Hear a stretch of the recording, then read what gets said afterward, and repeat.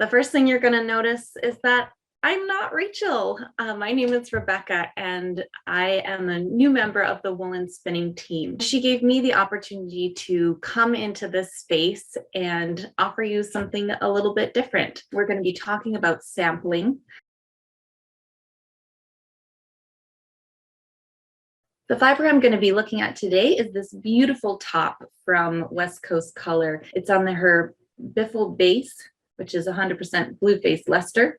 I love the way she puts it up because unlike a typical braid, it doesn't get compacted. And this has been sitting in my stash for over 2 years. I got to buy it down when I was visiting Rachel in Vancouver right at the beginning of COVID. So I'm very excited to finally dig into this. So I am going down this top and I'm opening it up a bit. If this were a more conventional braid, I would probably do this the day before I wanted to sample and hang it up in the bathroom, and while we took a couple of showers, really let the fibers relax and open out. I'm going down the whole braid and opening it up to find that sort of flat space where it wants to be.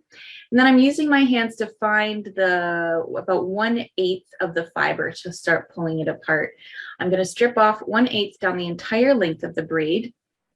I may not use that entire length the whole time, but you know, if I really want to make a substantial sample with enough fiber, with enough yarn to both knit a swatch and be able to have a little skein left over, you know, 1/2 ounce is a really good amount.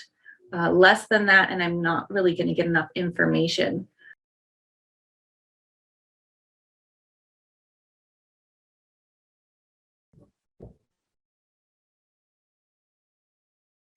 So yeah, it just took a little bit of back and forth. Sometimes I had to grab a hold of the card or the comb and just trying not to pull so hard that I'm breaking fibers. I never want to pull so hard that I'm breaking fibers.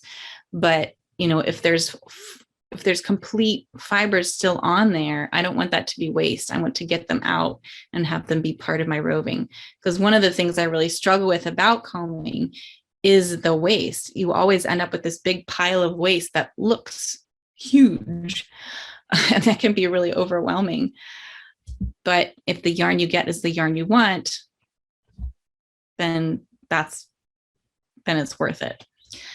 So I've got this beautiful little hand pulled roving. There's some thicker bits towards where I started that I'm evening out a little bit as I wrap it into a nest. And then what's left on the comb will be waste. And I can card that. I can save it for stuffing. Doesn't really matter.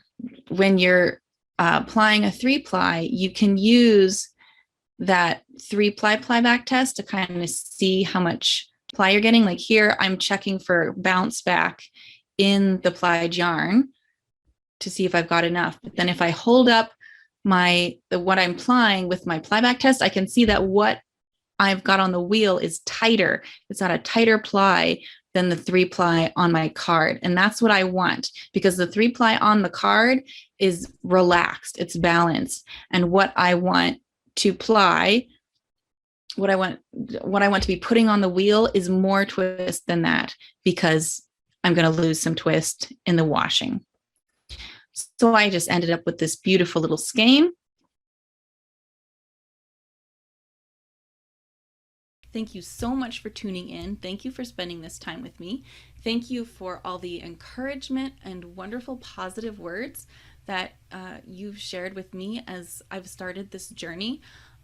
Sharing these streams with you is honestly, it's one of the most life-giving parts of my day. So it just means a lot that I get to be here and share with you. I hope you all have a lovely week, and happy spinning.